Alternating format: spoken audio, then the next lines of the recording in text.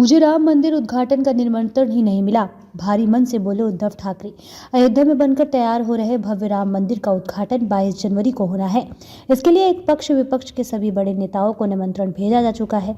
इस beach Maharashtra के पूर्व मुख्यमंत्री और शिवसेना गुट के मुखिया उद्धव ठाकरे ने दावा किया है कि उन्हें उद्घाटन समारोह का निमंत्रण ही नहीं मिला।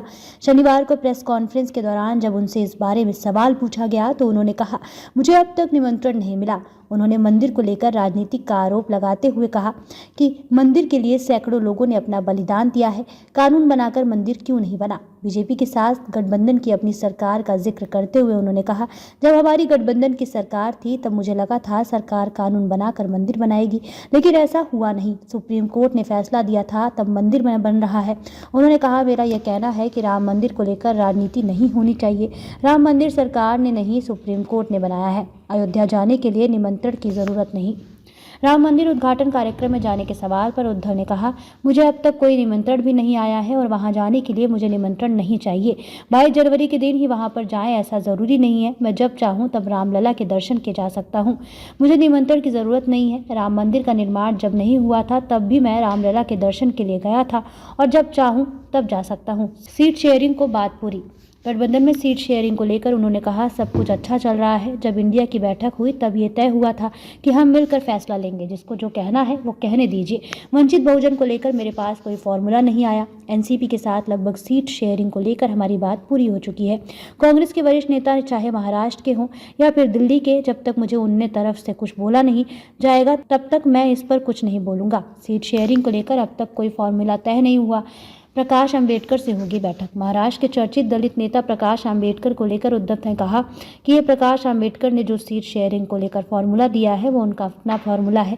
सीट शेयरिंग को लेकर हमारी बात उनसे चल रही है। कुछ ही दिनों के बाद प्रकाश अंबेडकर और संजय राउत दोनों के बीच में सीट शेयरिंग को लेकर चर्चा की जाएगी। ठाकरे ने कहा कि 19 दिसंबर के दिन इंडिया गठबंधन की जो बैठक हुई थी उसमें मेरी राहुल गांधी, मल्लिकार्जुन खड़गे और सोनिया गांधी से बात हुई है। मीटिंग में मेरे साथ संजय राउत भी शामिल थे। हमने उन्हें अपनी बात बताई है आणि त्याच्यासाठी शिवसेनेने सुद्धा खूप मोठा लढा संघर्ष हा केलेला आहे। स्वतः शिवसेना प्रमुखांचा सुद्धा मतदानाचा अधिकार त्यावेळेला राम मंदिर आणि हिंदुत्वाचा प्रचार केला म्हणून हिसकावून घेण्यात आला होता। अनेक कारसेवकांनी रक्त सांडलेलं आहे, अनेकांनी तुरुंगवास भोगलेला आहे। त्याच्यामुळे कोणी का करत असलं तरी राम मंदिर तिकडे होतंय याचा मला नक्की आनंदच आहे।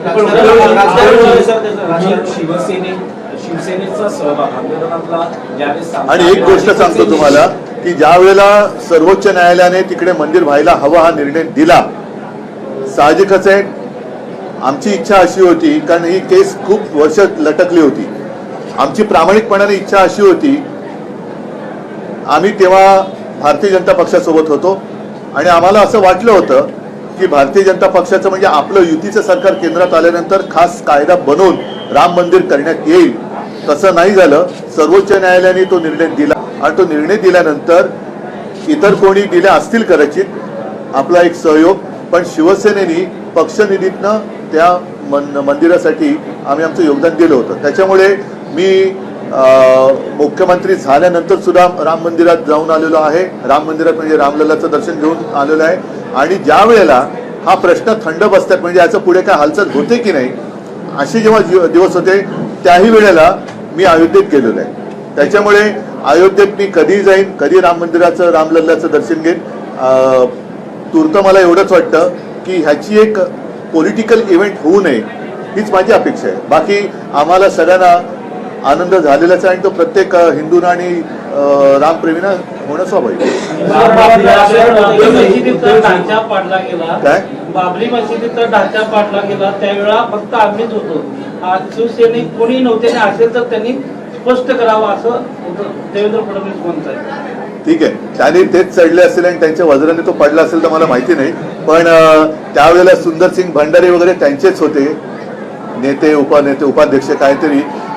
लालकृष्ण आडवाणींची प्रतिक्रिया आहे, त्यांचा इंटरव्ह्यू आहे, तर त्याच्यामुळे थोडासा गृहपाठ त्यांचा कमी पडत असावा। मी थोडं फक्त मी साहेबांचं पुढे एक वाक्य जोडतो की बाबरी पडल्यानंतर जे सीबीआयचं स्पेशल कोर्ट निर्माण झालं आणि तिथे आरोपी म्हणून ज्यांची जी यादी सीबीआयने प्रसिद्धी केली की हे त्या तिथे प्रत्यक्ष यांच्यामुळे ही बाबरी तुटली, त्याच्यामध्ये पहिल्या 10 पहिले दुसरेच नाही शिवसेना प्रमुख तर आडवाणी एकत्रच आहेत, पण खाली जर तुम्ही सगळी नावं पाहाल तर आमचे स्थानिक शिवसेनेचे पवन पांडेंपासून सगळे आमचे अनेक खासदार आणि जवळजवळ 109 हे महाराष्ट्रातले आमचे शिवसेनेचे पदाधिकारी आणि प्रमुख लोक त्या याच्यामध्ये आहेत. मी स्वतः 3 वेळा सीबीआय कोर्टासमोर जाऊन आलो, मी स्वतः.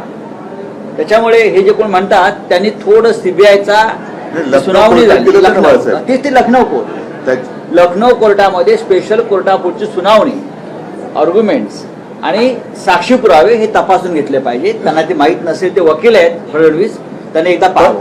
पण या निमित्ताने एक गोष्ट बरं झाली की जनतेला त्यांचा ढोंगीपणा कळतोय.